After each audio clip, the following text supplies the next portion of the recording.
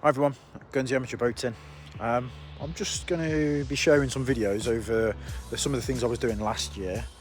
I kind of regret not recording more than what I did because there was so much more to it that I just didn't record, and I really regret it, to be honest. But it's just a little insight of some of the things I had to do to get the boat in the water, really, from swapping the engines to rewiring all the electrics, rewiring the ignition for the new engine, something I'd never done before. So there was a lot of YouTube, a lot of Googling, and it was all completely new to me. Like I said, complete amateur when it comes to the electronic side of it.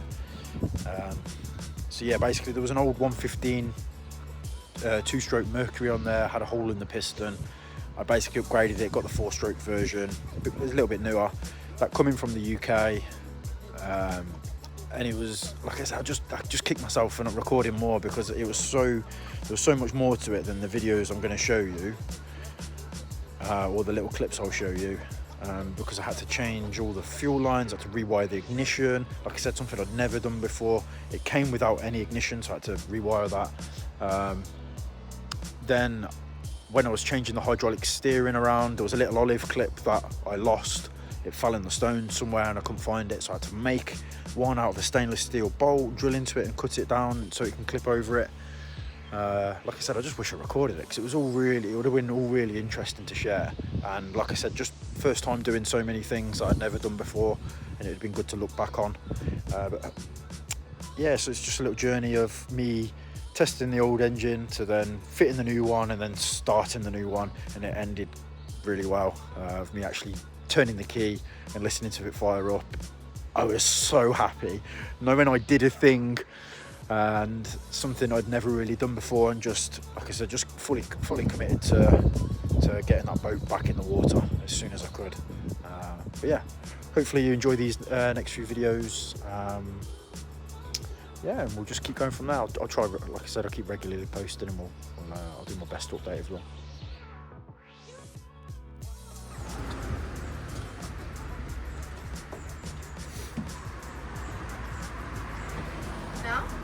Yeah.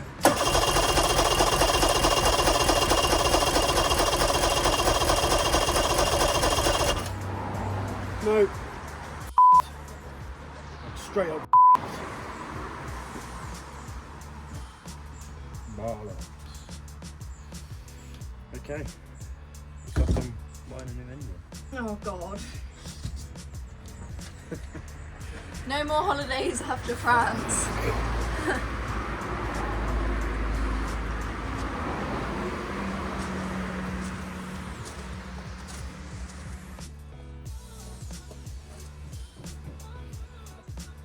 Because it's failing those compression tests, I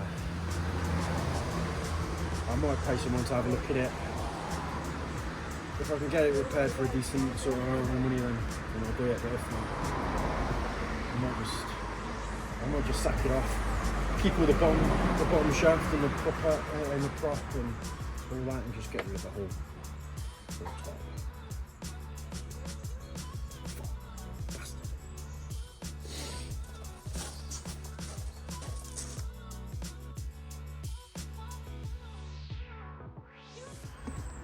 So I'm all set up to take this off. I managed to disconnect all the steering linkage and the throttle cabling and fuel and all that shit from the old engine.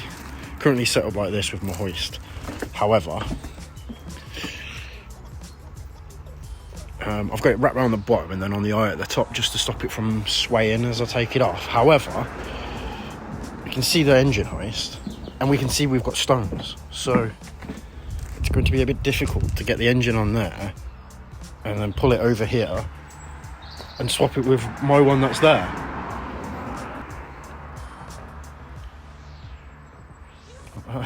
It was hard enough putting that there without an engine on it, so struggle. So that's it off, nice and free swinging here. I don't really know how I'm going to be able to drag it over these stones because, like I said, it was heavy just moving it there without an engine on it. I may just swing it around and drop it there. It's easier than maybe just manipulate. I have done it, but not very well. So I've managed So I managed to drag it like over to here using the wood to like level over. Got it off and then just dropped it on all this shit here.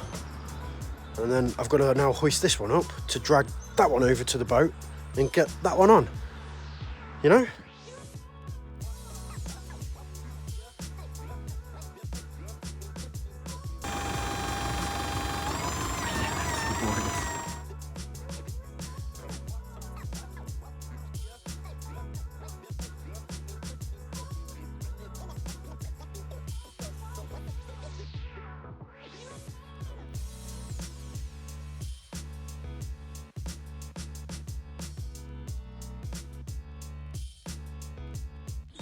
Three, two,